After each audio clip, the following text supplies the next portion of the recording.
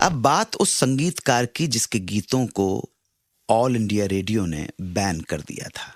एक वक्त ऐसा आया था जब इस म्यूजिक डायरेक्टर के गीत ऑल इंडिया रेडियो पर नहीं बजते थे, उन्हें दूसरे रेडियो स्टेशन पर सुनना पड़ता था। यह संगीतकार था ओपी नैयर।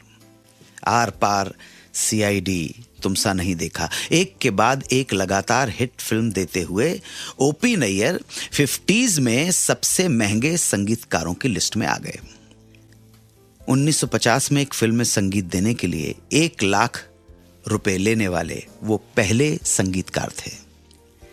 नैयर साहब के संगीत से सजी नया दौर इनकी सबसे लोकप्रिय फिल्म रही।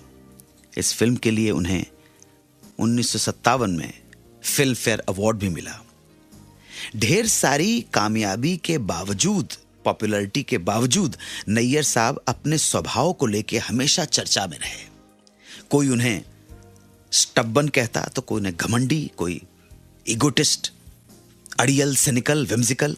इसी वजह से पत्रकार हमेशा ऐसे ही उनके खिलाफ रहे और उनको हमेशा ही बागी संगीतकार के रूप में पेश किया गया।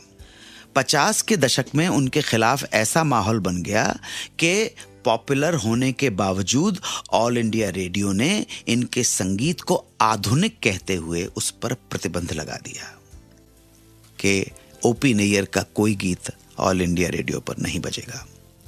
इस बात से नैयर साहब को कोई आश्चर्य नहीं हुआ, बल्कि वो अपनी धुनें बनाते रहे और काम करते रहे।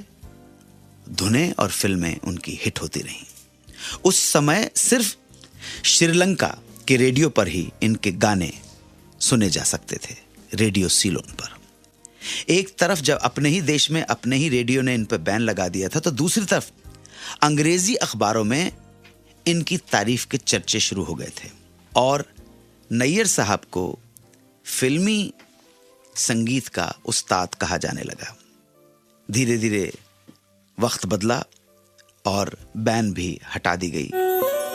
92.7 बिग FM पर सुनते रहिए सुहाना सफर विद अन्नू कपूर, सिर्फ 92.7 बिग FM पर।